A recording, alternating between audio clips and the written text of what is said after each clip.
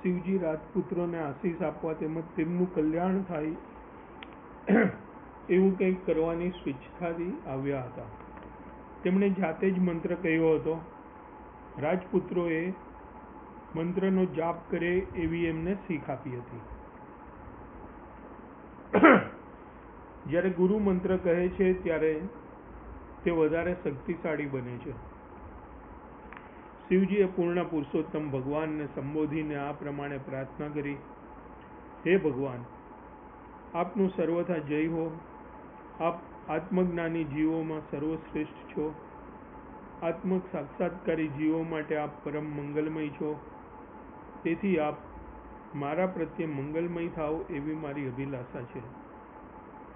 આપ સર્વ સંપૂર્ણ બોધ આપો છો, તેથી આપ આરાધ્ય છો. આપ પરમાત્મા છો, તેથી સર્વોપરી જીવાત્મા તરીકે હું આપને વંદન કરું છું. વ્યક્તિગત જીવોના વિવિધ પ્રકાર છે. તેમાંથી કેટલાક આ ભૌતિક લોકમાં છે, કેટલાક દિવ્ય લોકમાં છે. દિવ્ય લોકમાં છે તેઓ સંપૂર્ણ રીતે આત્મ સાક્ષાત્કારી હોય છે. દિવ્ય ભૂમિકામાં જીવાત્માને ભગવાનની સેવાનું વિસ્મરણ થતું નથી. આત્મ સાક્ષાત્કારી જીવોમાં ભગવાન સર્વ સંપૂર્ણ આત્મ સાક્ષાત્કારી જીવ તરીકે ઓળખાય છે. જ્યારે વ્યક્તિગત જીવ ભગવાન સર્વોપરી પરમ જીવ છે એવા તેના જ્ઞાનમાં સ્થિર થાય છે, ત્યારે તે વાસ્તવિક રીતે સર્વ માંગલ્યમય અવસ્થામાં સ્થાપિત થાય છે. શિવજી અહીં પ્રાર્થે છે કે પોતાના ઉપર થયેલી ભગવત કૃપાના પરિણામે તેમની મંગલમય અવસ્થા નિત્ય વિદ્યમાન રહે છે. પરમેશ્વર ભગવાન સર્વ સંપૂર્ણ છે. ભગવાન એવો બોધ આપે છે કે જે મનુષ્ય તેમને ભજે છે તે પણ પૂર્ણ બને. જીવ માત્ર જ્યારે સર્વ સંપૂર્ણ પાસેથી બોધ મેળવે છે ત્યારે ગેરમાર્ગે દોરવાઈ જવાનો સંભવ રહેતો નથી.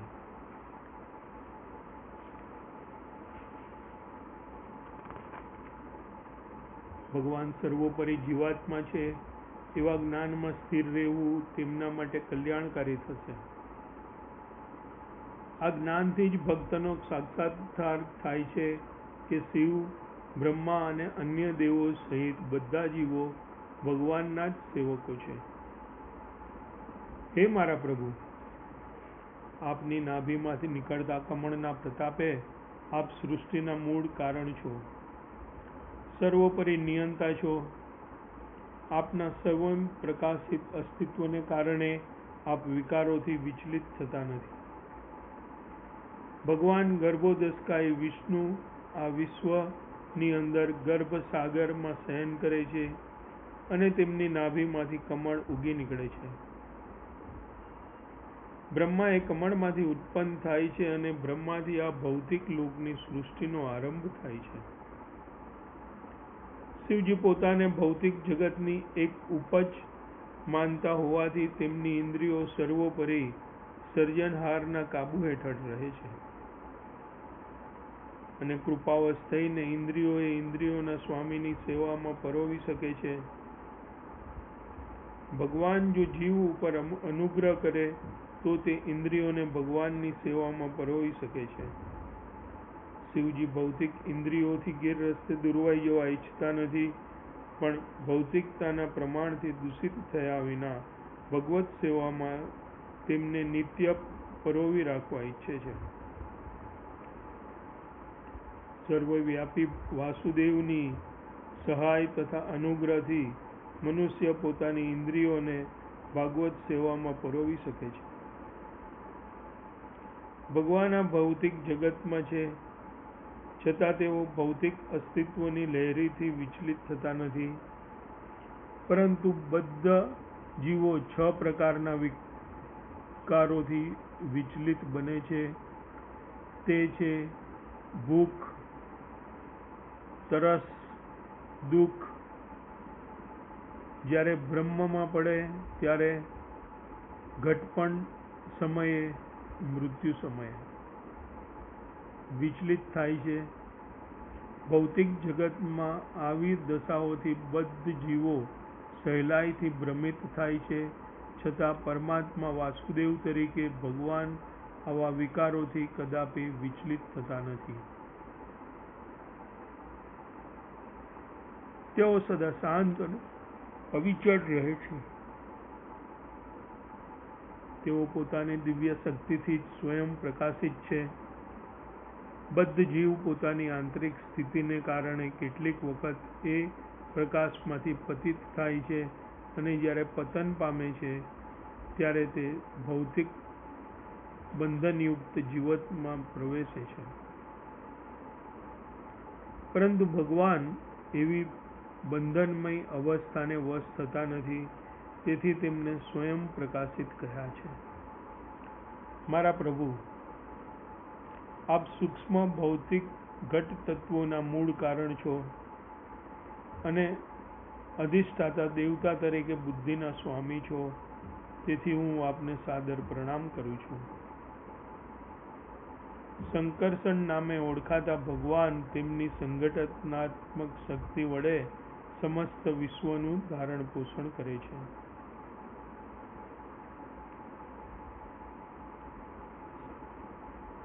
સંકર્ષણ સંઘટા અને વિઘટતાના કરતા છે, જ્યારે ભગવાન વાસુદેવનું એક બીજું રૂપ પ્રદ્યુમન વિશ્વના વિકાસ તથા પોષણ માટે જવાબદાર છે.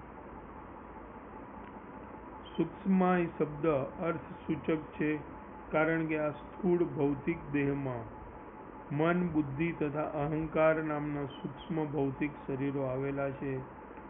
ભગવાન તેમના જુદા જુદા રૂપે આ લોકમાં સ્થૂળ, સૂક્ષ્મ અને ભૌતિક તત્વો જાળવે છે. ભાગવદ્ ગીતામાં જણાવ્યા મુજબ પૃથ્વી, જળ, અગ્નિ, વાયુ અને આકાશ સ્થૂળ ભૌતિક તત્વો છે અને મન, બુદ્ધિ તથા અહંકાર સૂક્ષ્મ ભૌતિક તત્વો છે. હે ભગવાન,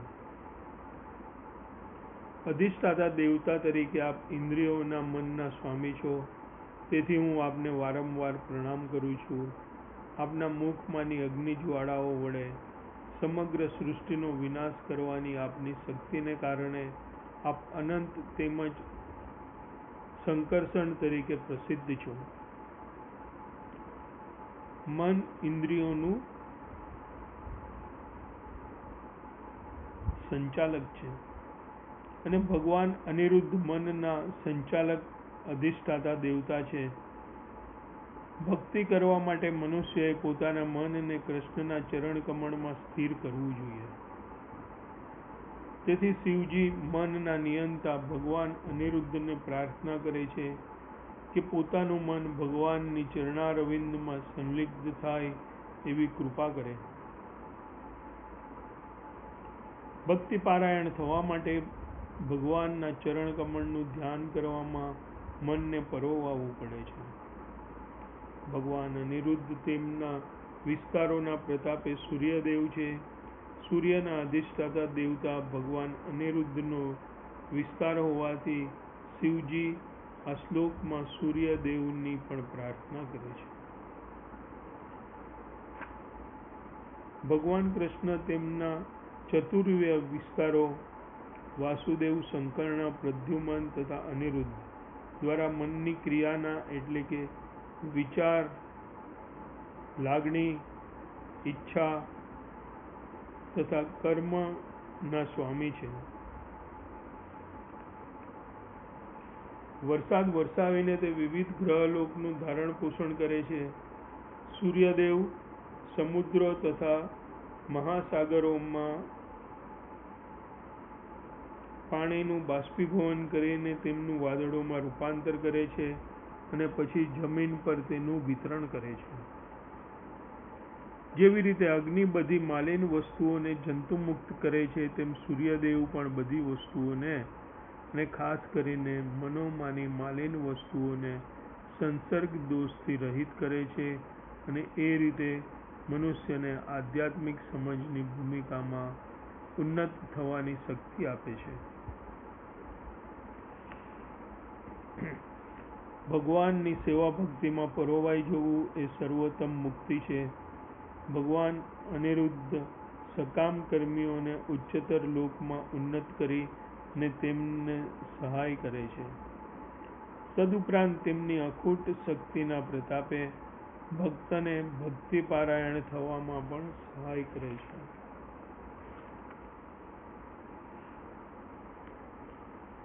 જે મનુષ્ય પૂર્ણપણે ભાગવત સેવા પારાયણ થાય છે તે દેવો, ઋષિઓ, પૂર્વજો વગેરેના ત્રાસમાંથી મુક્ત થઈ જાય છે. તેથી શિવ ભગવાન અનિરુદ્ધ પાસે પ્રાર્થનાપૂર્વક એવી શક્તિની માગણી કરે છે કે જેથી તે આવા ઋણમાંથી છૂટી શકે અને ભાગવતોત્સવમાં પૂરેપૂરા તલ્લીન થઈ શકે. બધી ઇન્દ્રિયોમાં જીભ અત્યંત ભયાનક શત્રુ છે. મનુષ્ય જો જીવને કાબૂમાં રાખી લેશે તો તે બધી ઇન્દ્રિયોને કાબૂમાં રાખી શકે છે. ભગવાનને ધરાવેલો પ્રસાદ ખાવાથી જ જીભને કાબૂમાં રાખી શકાય છે. હે મારા વાલા પ્રભુ, આપ વિરાટ વિશ્વરૂપ છો, જેમાં જીવાત્માઓના બધા વ્યક્તિગત દેહ સમાયેલા છે. આપ ત્રણેય લોકના પાલનહાર છો અને એ રીતે આપ તેમની અંદરના મન, ઇન્દ્રિયો, દેહ તથા પ્રાણનું ધારણ પોષણ કરો છો. તેથી હું આપને સાદર પ્રણામ કરું છું. જીવાત્માઓને ભાગવદ્ ગીતામાં કેવી રીતે પરોવાઈ જવું એ બતાવવા માટે શિવજી અનેક પ્રકારે ભગવાનની સ્તુતિ કરી રહ્યા છે. આ ભૌતિક લોક તથા પરલોક બંનેમાં કરાતા પુણ્ય કર્મોનું અંતિમ ધ્યેય પણ આપ જ છો. તેથી હું આપને પુનર્ પ્રણામ કરું છું. વેદોમાંની પ્રમાણ જ અંતિમ જ્ઞાન છે. શબ્દબ્રહ્મ અથવા વેદ ભગવાનનું પ્રતિનિધિત્વ કરે છે. કીર્તન એ જ શબ્દબ્રહ્મનું સાચું સાર તત્વ છે. આ દિવ્ય શબ્દોનો ઉચ્ચાર કરવાથી બધી વસ્તુઓના ભૌતિક તથા આધ્યાત્મિક બંને અર્થનું દર્શન થાય છે. વેદોમાં કહ્યું છે કે નારાયણ સર્વોપરી છે, સર્વવ્યાપી છે અને તેઓ અંદર તેમજ બહાર વિદ્યમાન છે. જેવી રીતે એકલો સૂર્ય આ સમગ્ર વિશ્વને પ્રકાશિત કરે છે, તેવી જ રીતે જીવાત્મા તથા પરમાત્મા ચેતન શક્તિના સમગ્ર દેહને પ્રકાશિત કરે છે. જીવાત્મા અને પરમાત્મા બંને ચેતના સર્વવ્યાપી છે. જીવાત્માની મર્યાદિત ચેતના સમગ્ર ભૌતિક દેહમાં વ્યાપેલી છે અને ભગવાનની પરમ ચેતના સમગ્ર વિશ્વમાં વ્યાપેલી છે. આત્મા શરીરમાં રહેલો હોવાથી ચેતન સમગ્ર દેહમાં વ્યાપે છે. તેવી જ રીતે સર્વોપરી આત્મા તથા કૃષ્ણ આ વિશ્વમાં વિદ્યમાન હોવાથી બધું બરાબર ચાલી રહ્યું છે.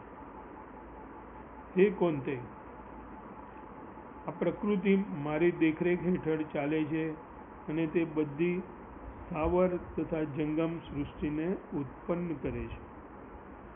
તેથી ભગવાનના શિવ ભગવાને પ્રાર્થના કરી કે તેઓ આપણા ઉપર એવી જ કૃપા કરે કે જેથી માત્ર કીર્તન કરવાથી આપણે ભૌતિક તેમજ આધ્યાત્મિક લોકમાંની બધી જ બાબતો જરૂર જાણી શકીએ.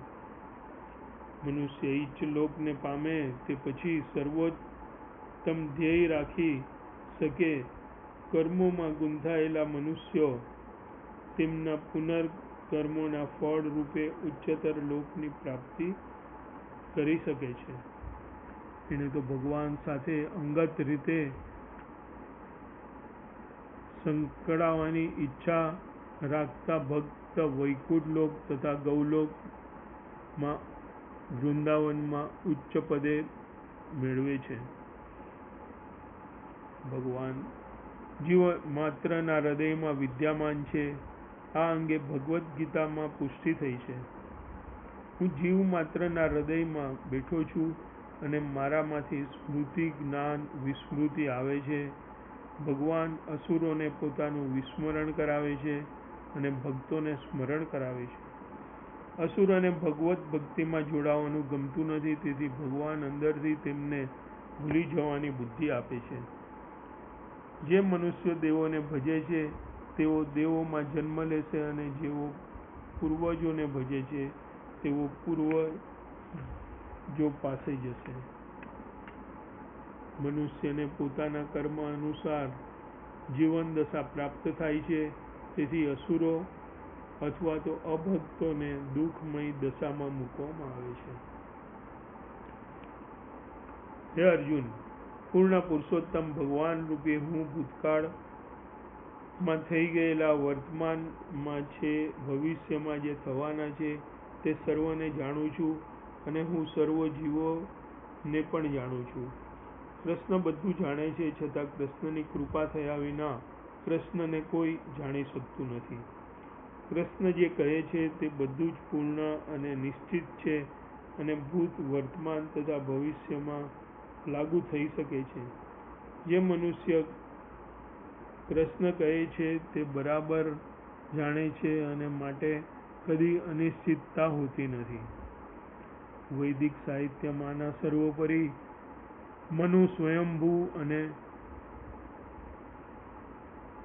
તે કૃષ્ણનો એક અવતાર છે. બધા મનુઓ કૃષ્ણના 27 અવતાર, મન્વંતર અવતાર.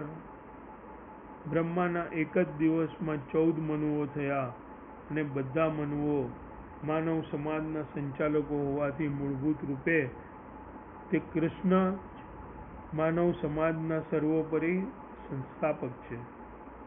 દરેક વસ્તુનું કારણ હોવાથી બ્રહ્મ સંહિતામાં કૃષ્ણને સર્વ કારણોના આદિ કારણ કહ્યા છે. તેમનું વ્યક્તિત્વ જ બધાનું આદિ કારણ છે, અને બધાનું મૂળ છે, અને બધાનું બીજ છે. ભગવદ્ ગીતામાં કૃષ્ણને યોગેશ્વર, સર્વયોગ શક્તિઓના સ્વામી તરીકે વર્ણવ્યા છે. કૃષ્ણ બધા સાંખ્ય યોગ શાસ્ત્રોના તથા યોગ સામર્થ્યના ઉદ્ભવ સ્થાન છે.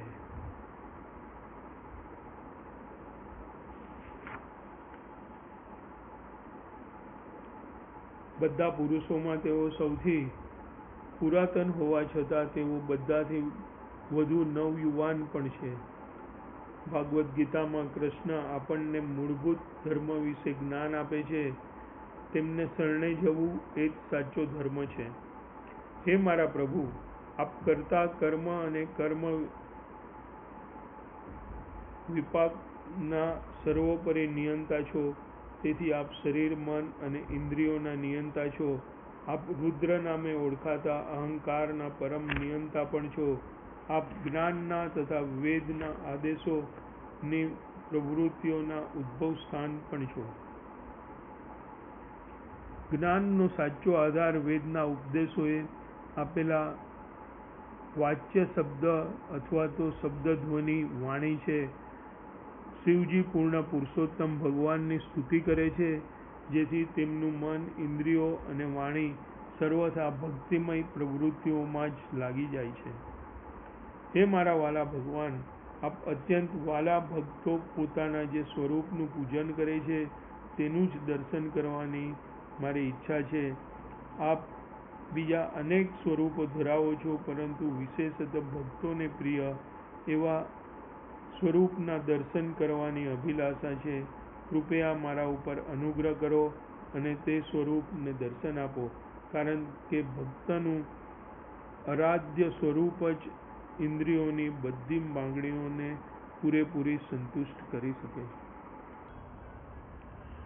જે વાંસળી વગાડવામાં નિપુણ છે, જેના નેત્ર કમળપત્ર જેવા શોભે છે, જેના મસ્તકે મોરપીંછનું મુગટ છે, જેનું અંગ સૌંદર્ય મેઘશ્યામ છે, અને જેનું અનુપમ લાવણ્ય કરોડો કામદેવોને મોહમુગ્ધ કરે છે, એવા આદ્ય ભગવાન ગોવિંદને હું ભજું છું. વિષ્ણુ તરીકે ભગવાનનું રૂપ ઐશ્વર્યથી વિભૂષિત હોય છે. તેથી શિવજી ભગવાન નારાયણ અને વિષ્ણુના અતિશય ઐશ્વર્ય સંપન્ન સ્વરૂપના દર્શન કરવાનો પ્રયત્ન કરી રહ્યા છે. વૃંદાવનના નિવાસીઓ, ગોપીઓ, યશોદા મૈયા, નંદ મૈયા, ગોપ બાળકો, ગાયો, બીજા બધા વાત્સવમાં રાગ માર્ગ અથવા તો ભાગવત માર્ગની ભૂમિકા પર છે. તેઓ દાસ્ય, સખ્ય, વાત્સલ્ય, માધુર્ય અને શાંત એવા 5 મૂળભૂત રસોમાં સહભાગી બને છે. ભાગવત માર્ગમાં આ 5 રસો જોવામાં આવે છે. છતાં ભાગવત માર્ગ વિશેષત્ય વાત્સલ્ય, માધુર્ય અર્થાત માતા પિતા અને દાંપત્યના સંબંધો માટે છે. તેમાં ખાસ કરીને ગોપ બાળકો જેનું આસ્વાદન કરે છે તે ઉચ્ચતર સ્વભાવ પણ ત્યાં છે. કૃષ્ણ અને ગોપ બાળો વચ્ચે મૈત્રી સખ્ય હોવાથી મૈત્રી કૃષ્ણ અને અર્જુન વચ્ચેના ઔસર્ય સખ્યથી જુદી છે. અર્જુને જ્યારે ભગવાનના વિરાટ સ્વરૂપનું દર્શન કર્યું ત્યારે કૃષ્ણ સાથે એક સાધારણ મિત્ર જેવો વ્યવહાર કરવા બદલ તે ભય પામ્યો હતો. તેથી તેણે કૃષ્ણની ક્ષમા માગી હતી. પરંતુ વૃંદાવનમાં કૃષ્ણના મિત્ર એવા ગોપ બાળો કેટલીક વાર કૃષ્ણના ખભા પર ચડી જતા અને તેઓ જેવી રીતે એકબીજા જોડે વ્યવહાર કરતા તેમ કૃષ્ણ સાથે સમાન રીતે વ્યવહાર કરતા હતા. ન તો તેઓ કૃષ્ણનો ભય રાખતા હતા કે માફી માંગતા હતા. એ રીતે ભાગવત માર્ગનું સખ્ય કૃષ્ણ સાથેની ઉચ્ચતર ભૂમિકામાં રહે છે. તે વિપ્રલવ્ય સખ્ય કહેવાય. વાત્સલ્ય મૈત્રી, વાત્સલ્ય સેવા અને દાંપત્ય સેવા વૃંદાવનમાંના રાગ માર્ગ સંબંધોમાં દ્રષ્ટિગોચર થાય છે. વિષ્ણુ તત્વમાં ભગવાનના હજારો લાખો સ્વરૂપો છે, પરંતુ તે સૌમાં કૃષ્ણ સ્વરૂપ સૌથી વધુ સુંદર છે. ભગવાન વિષ્ણુના ચારેય હાથ જુદા જુદા હેતુઓ માટે છે.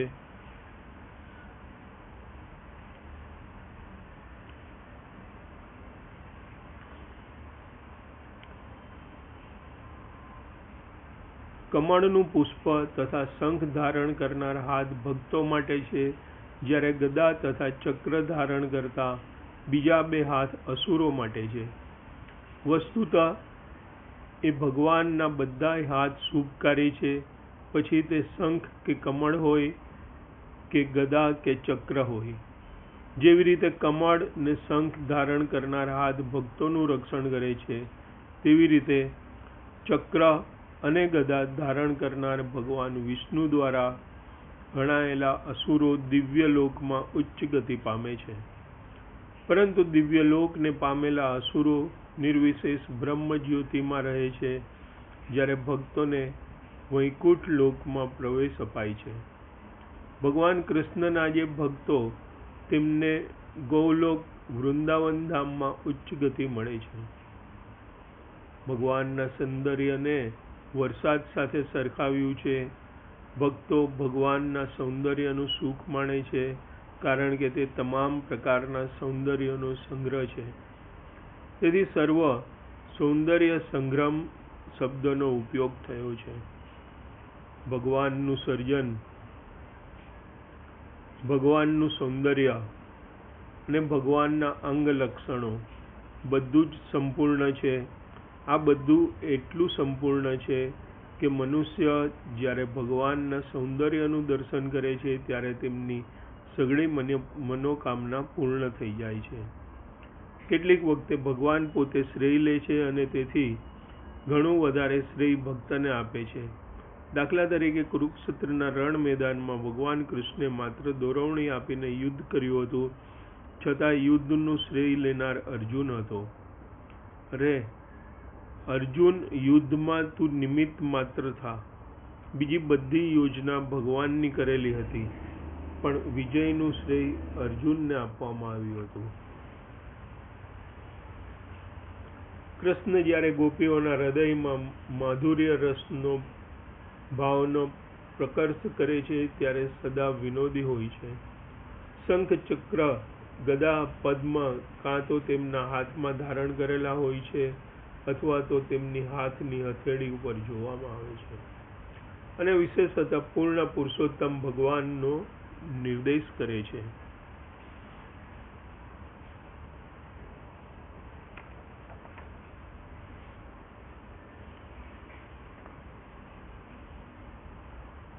શ્રીમદ ભાગવતમ ભગવાનનું દિવ્ય સ્વરૂપ શબ્દ રૂપે પ્રચલિત છે.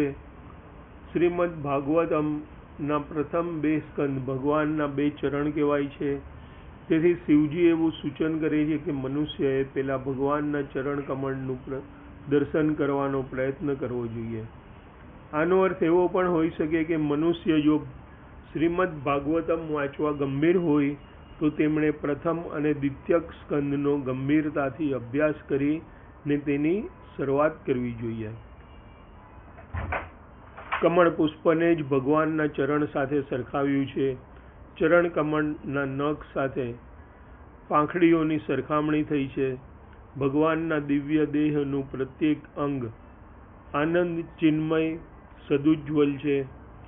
જેવી રીતે સૂર્યપ્રકાશ આ ભૌતિક જગતના અંધકારને દૂર કરે છે, તેવી જ રીતે ભગવાનના દેહમાંથી નીકળતું તેજ બ્રહ્મ જીવના હૃદયમાં અંધકારને તત્કાલ ક્ષીણ કરી નાખે છે.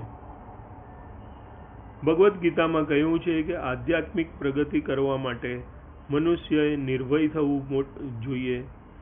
મનુષ્ય જ્યાં સુધી હું આ શરીર છું એવા વિચારોથી ડૂબેલો હોય છે ત્યાં સુધી તે ભયભીત રહે છે અને જ્યારે તે આ ભૌતિક વિચારમાંથી મુક્ત થાય છે તે તરત જ તે બ્રહ્મભૂત કે આત્મક સાક્ષાત્કાર પ્રાપ્ત કરે છે અને તે ભયમુક્ત બને છે. ભક્તો સદા નિર્ભય અને આનંદી હોય છે કારણ કે તેઓ સતત ભગવાનના ચરણ કમળની સેવામાં પરોવાયેલા હોય છે. જેઓ આ સંસારના ભયમાંથી સંપૂર્ણપણે મુક્ત થયેલા છે. મનુષ્ય જ્યારે આમ મુક્ત થાય છે ત્યારે તે ભગવાનના સ્વરૂપના દિવ્ય લક્ષણો સાચી રીતે સમજી શકે છે.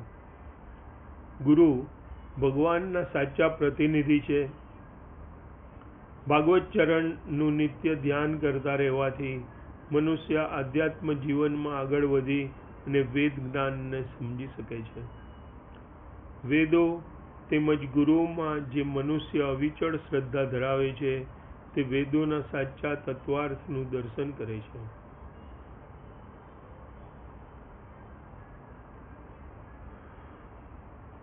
મનુષ્યએ આ ભક્તિ યોગના માર્ગને ગ્રહણ કરવો જ જોઈએ. ભક્તિ યોગ જ મુક્તિનો એકમાત્ર ઉપાય છે. કર્મયોગી, જ્ઞાન યોગી તથા ધ્યાન યોગીને ભગવાનની પ્રાપ્તિ દુર્લભ છે, પરંતુ જે ભક્તિ યોગી છે તેમને તે દુર્લભ નથી. માત્ર ભક્તિ વડે જ મનુષ્ય ભગવાનને યથાર્થ રૂપે જાણી શકે છે અને આવી ભક્તિ દ્વારા જ્યારે મનુષ્ય સંપૂર્ણ ભગવત ભાવમાં રહે છે ત્યારે ભગવાનના ધામમાં તે પહોંચી શકે છે. મૃત્યુના રૂપમાં ભગવાન મનુષ્યની બધી સંપત્તિનો નાશ કરે છે. આ સંસારમાં બધું સમયના વેળમાં નાશ થવા પાત્ર છે. ભક્તે ભગવાનના ચરણ કમળ હેઠળ સંપૂર્ણ આશ્રય લીધેલો છે. આ કારણથી ભક્ત બળવાન કાળથી મુક્ત હોય છે. આ કારણથી જ ભક્ત બળવાન અને કાળથી મુક્ત હોય છે. જ્યાં સુધી મનુષ્ય શુદ્ધ ભક્તિમાં પૂરેપૂરો અવસ્થિત થતો નથી ત્યાં સુધી મુક્તિની કોઈ ખાતરી નથી હોતી. ભક્તની સિદ્ધિ કાળના પ્રભાવથી કદી નાશ પામતી નથી. ભક્ત જો સંપૂર્ણ થઈ ભક્તિ કરી ન શક્યો હોય તોય જ્યાંથી તેની ભક્તિ અપૂર્ણ રહી છે ત્યાંથી તેની બીજા જન્મમાં ફરી શરૂઆત થાય છે. ભક્તની સિદ્ધિનો કદાપી નાશ થતો નથી કારણ કે તે સતત ચાલુ રહે છે. ચાહે તે પૂર્ણ હોય કે અપૂર્ણ, તમામ વેદ શાસ્ત્રોનો આ નિર્ણાયક મત છે. ભાગવત ભક્તો યમરાજના કાર્યક્ષેત્રના હેઠળ આવતા નથી, યમરાજ ભગવાનના પ્રતિનિધિ છે અને તે દરેક જીવના મૃત્યુનું નિયમન કરે છે. આધ્યાત્મિક સંપદા કાળના પ્રભાવથી પર હોવાથી અવિનાશી રહે છે. 3 પ્રકારના મનુષ્ય: કર્મી, જ્ઞાની અને ભક્તો. માં અહીં ભક્તને અત્યંત મહિમાવંતો ગણાવ્યો છે. ભક્તની સેવા કરી શકાય તે ખાતર ભક્ત સદા પોતાનું વ્યક્તિત્વ કાયમ રાખવા માંગે છે. ભક્તને મન નાશવંત ભૌતિક સુખનું કશું મૂલ્ય નથી. કેવળ ભક્તિ વડે જ મનુષ્ય પૂરેપૂરો સંતુષ્ટ થઈ શકે છે.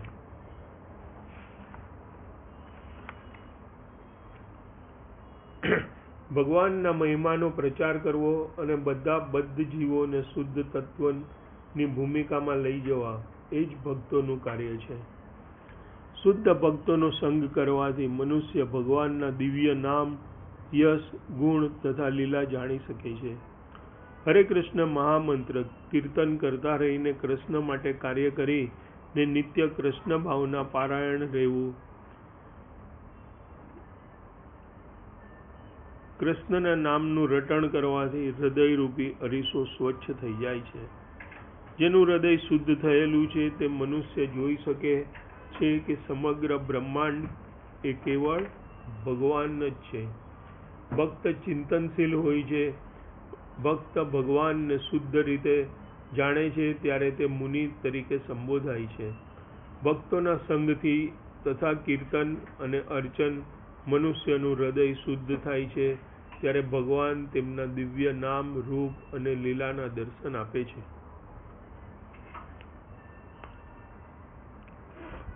વેદશાસ્ત્રમાં જણાવ્યું છે કે બધું બ્રહ્મ છે અને બીજું કંઈ જ નથી. સમગ્ર વિશ્વ સૃષ્ટિ બ્રહ્મ જ્યોતિ ઉપર આધારિત છે.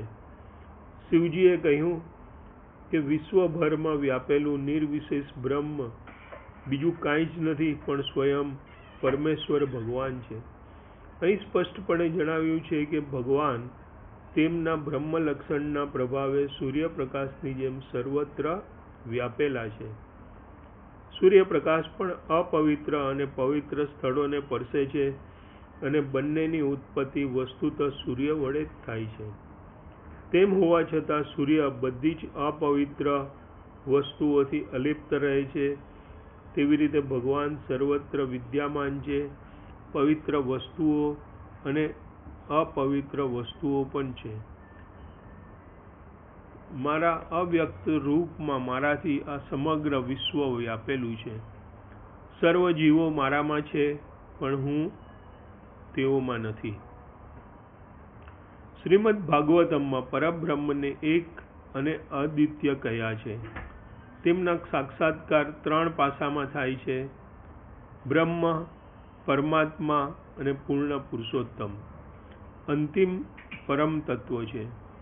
એક સાદું ઉદાહરણ છે. એક સફળ ઉદ્યોગપતિ ઘણા કારખાના અને ઓફિસો ધરાવી શકે છે અને બધું તેના હુકમને આધીન હોય છે. જો કોઈ કહે કે સમગ્ર ધંધો અમુક માણસ ઉપર આધારિત છે તો એનો અર્થ એવો નથી કે તે માણસ બધા જ કારખાના અને બધી ઓફિસોમાં તે માથે ઉપાડીને ફરે છે, બલ્કે એમ સમજાય છે કે તેની બુદ્ધિ શક્તિથી તે શક્તિના વિસ્તારથી તેનો ધંધો ધમધોકાર ચાલે છે.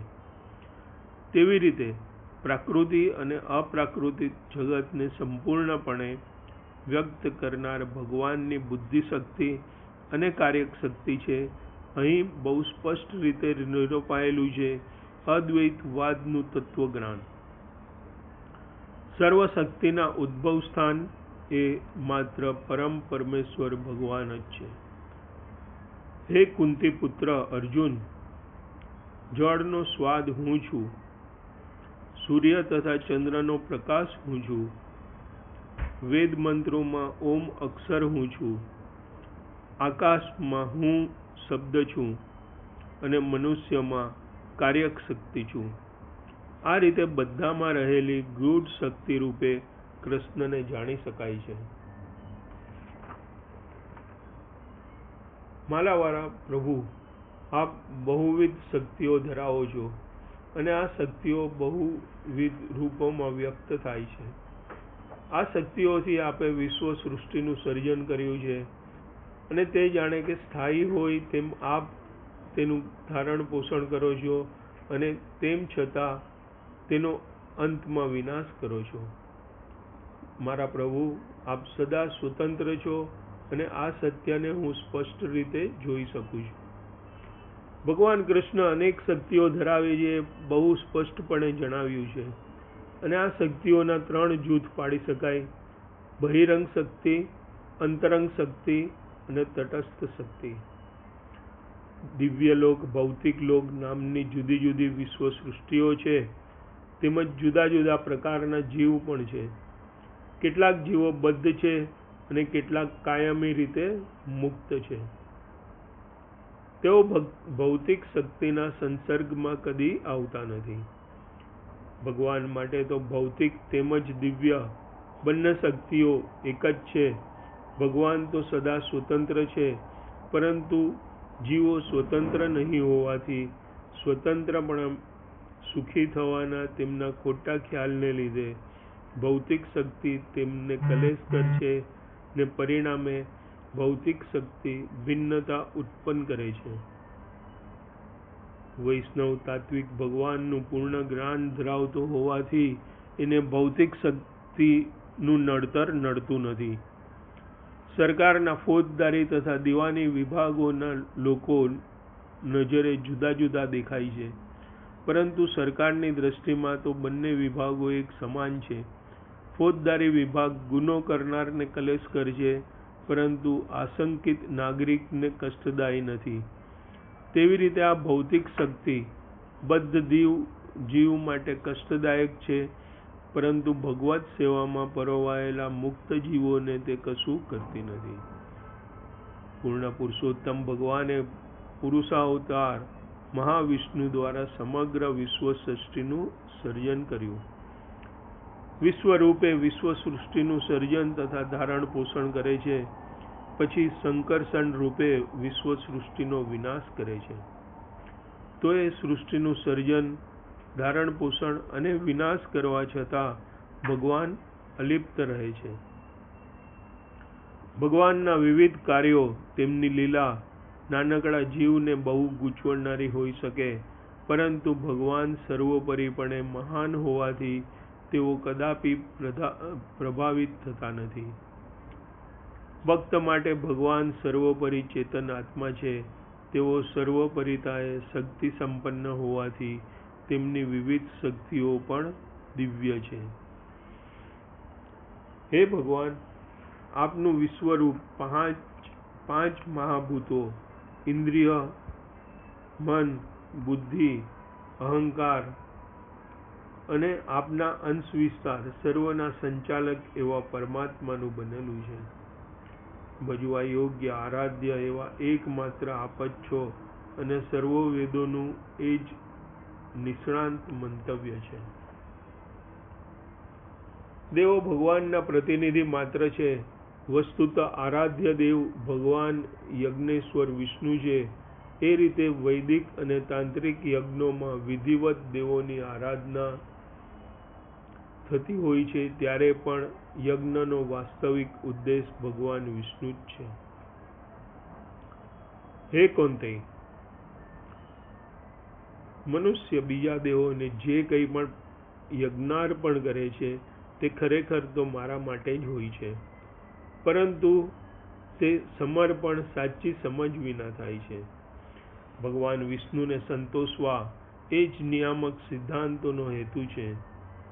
ભક્તો પૂર્ણપણે જાણે છે કે પૂર્ણ પુરુષોત્તમ ભગવાન વિષ્ણુ સર્વવ્યાપી છે. ભૌતિક શક્તિમાં તેમનું પ્રતિનિધિત્વ 5 મહાભૂતો તેમજ મન, બુદ્ધિ અને અહંકાર વડે થાય છે.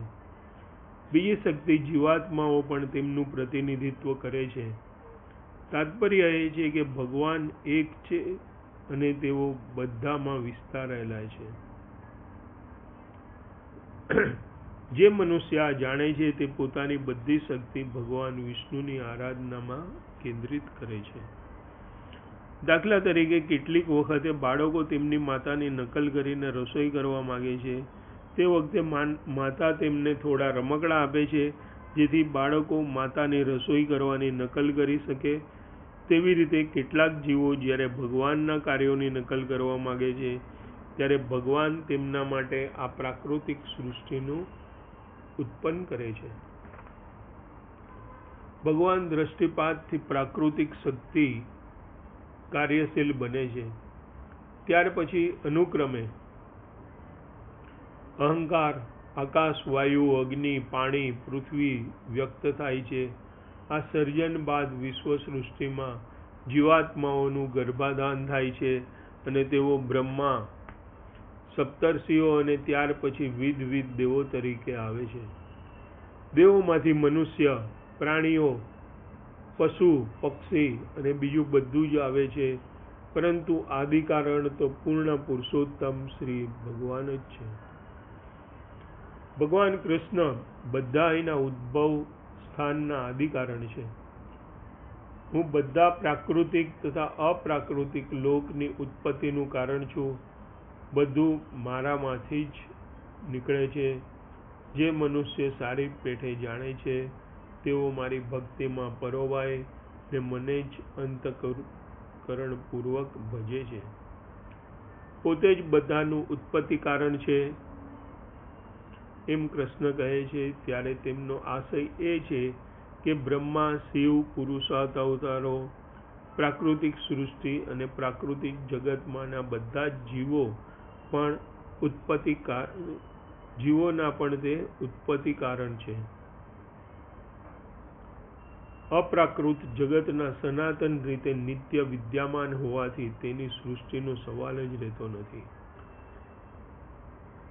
ભાગવતમાં ભગવાન કહે છે કે સર્જન પૂર્ણ શરૂઆતમાં હું વિદ્યમાન હતો. નારાયણ સર્જનથી પર છે. આ પ્રાકૃત લોકમાં જન્મનારા જીવો 4 પ્રકારના છે. કેટલાક ગર્ભને માર્ગે જન્મે છે, કેટલાક ઈંડામાંથી, કેટલાક પરસેવાથી અને કેટલાક વૃક્ષો જેવા બીજથી. આ જીવો બધા ઇન્દ્રિય સુખની શોધમાં પડેલા છે. 84 લાખ યોનિમાંના બધા જ જીવો ભગવાનના અંશો છે અને તેથી દરેક જીવ એક વ્યક્તિગત આત્મા છે. પછી એ જીવ મનુષ્ય, પ્રાણી, વૃક્ષ, જંતુ કે જીવાણુ ભલે હોય, જીવ માત્ર ના હૃદયમાં ભગવાન નિવાસ કરે છે. હું જ સર્વના હૃદયમાં રહેલો છું. મારાથી જ સ્મૃતિ, જ્ઞાન અને વિસ્મૃતિ ઉત્પન્ન થાય છે. બધા જીવોના હૃદયમાં રહીને ભગવાન સ્મૃતિ આપે છે, જેનાથી જીવો કેટલીક વસ્તુઓનો ઉપભોગ કરી શકે. બધું જ સુખ માણતી વખતે મધમાખીઓ પરસ્પર કરડતી હોવાથી તેઓ કેવળ મધની મીઠાશ માણતી નથી, કારણ કે તેમાં પીડા પણ હોય છે. એવી રીતે કહી શકાય કે જીવો ભૌતિક સુખ ભોગવતી વખતે સુખ તેમજ દુઃખને પણ આધીન હોય છે. ઉપનિષદોમાં વૃક્ષ ઉપર બેઠેલા 2 પક્ષીઓનું ઉદાહરણ આપ્યું છે. એક પક્ષી જીવાત્મા એ વૃક્ષના ફળને ચાખે છે અને ભોગવે છે. બીજું પક્ષી પરમાત્મા માત્ર સાક્ષી રૂપે તેને જુએ છે. આ પ્રમાણે ભગવાન સાક્ષી રૂપે જુએ છે અને જીવને ઇન્દ્રિય સુખ ભોગવવાની રજા આપે છે અને પરમાત્મા જ તેમને બુદ્ધિ આપે છે. પરમાત્મા જીવોથી અલિપ્ત રહે છે, છતાં તેમના ઈરાદા જાણે છે અને તેમને એવી સગવડ આપે છે કે જેનાથી જીવો પોતાને કર્મફળ અનુસાર સુખ અને દુઃખ ભોગવે છે. વિવિધ સાધનોથી પૈસા ભેગા કરે અને સાર્વજનિક સુખ માટે મોટા સામ્રાજ્યો સર્જે છે. કેટલીક વખતે રાષ્ટ્રો એકબીજાની સાથે યુદ્ધ કરે છે. મનુષ્ય તેમના મધપુડા પોતાના ઇન્દ્રિયોની મીઠાશ માણવા સારું રચી રહ્યા હોય, છતાં તેઓ સાથે તેઓ બીજા મનુષ્ય અને રાષ્ટ્રોની દંશથી દુઃખ પણ ભોગવી રહ્યા છે. પરમાત્મા તરીકે ભગવાન માત્ર સાક્ષી રૂપે આ બધી પ્રવૃત્તિઓ જોઈ રહ્યા છે. પરમાત્મા અથવા ભગવાન પૂજનીય છે કારણ કે તે પ્રાકૃત જગતમાં જીવોના સુખ અર્થે તેમણે વ્યવસ્થા કરી છે. જ્યારે અપ્રાકૃત દિવ્ય સુખ એટલે ભગવાનના આશ્રય હેઠળ મળતું સુખ આનંદમય સુખ.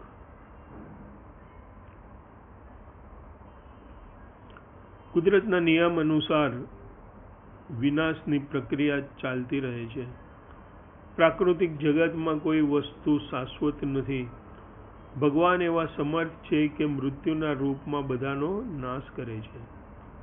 ભાગવતમમાં જણાવ્યા પ્રમાણે મરવાની પ્રક્રિયા કુદરતી છે. જીવો જીવસ્ય જીવનમ. એક પ્રાણી બીજા પ્રાણી માટે ખોરાક છે. દેડકાને સાપ ખાઈ જાય છે, સાપને નોળિયો, નોળિયાને બીજું કોઈ પ્રાણી. આ રીતે ભગવાનની સર્વોપરી ઈચ્છાએ વિનાશની પ્રક્રિયા ચાલતી રહે છે. પવનને જોઈ શકાતો નથી, તેથી પવન કેવી રીતે વાદળાને વિખેરી નાખે છે તે આપણે જોઈ શકતા નથી. છતાં પવનથી વેર વિખેર થતા વાદળા આપણે જોઈ શકીએ છીએ. તેવી રીતે આપણે પ્રત્યક્ષ રીતે ભગવાનને જોઈ શકતા નથી, છતાં તેઓ વિનાશની પ્રક્રિયાનું નિયમન કરે છે એ આપણે જોઈ શકીએ છીએ. ભગવાનના નિયમન હેઠળ વિનાશ પ્રક્રિયા તીવ્રપણે ચાલતી રહે છે. કુદરતના કાયદાથી બધું થાય છે અને આ કાયદા ભગવાનના સંચાલન હેઠળ જ હોય છે. આ પ્રકૃતિ જગતમાં કશું જ કાયમી નથી, તેથી વ્યક્તિને તેની રક્ષા માટે પરમેશ્વરનો આશરો લેવો જોઈએ. આ સંબંધમાં ભગવાન કૃષ્ણ ભગવદ્ ગીતામાં કહે છે, મને બધા યજ્ઞો, વ્રત, તપના પરમ ઉદ્દેશ તરીકે સર્વાગી સર્વલોક અને દેવતાઓના પરમ ઈશ્વર તરીકે અને જીવ માત્રના હિતકાર મિત્ર તરીકે જાણી સંતજનો સંસારના ત્રિવિધ તાપમાંથી શાંતિ પામે છે. ભગવાન સમગ્ર વિશ્વની બધી જ વસ્તુઓના સ્વામી છે, તેમજ તેઓ જીવ માત્રના સર્વોપરી મિત્ર છે. આવી સમજ કેળવવાથી લોકો વ્યક્તિગત રીતે અને સામૂહિક રીતે સુખ અને શાંતિમય રીતે જીવી શકે છે.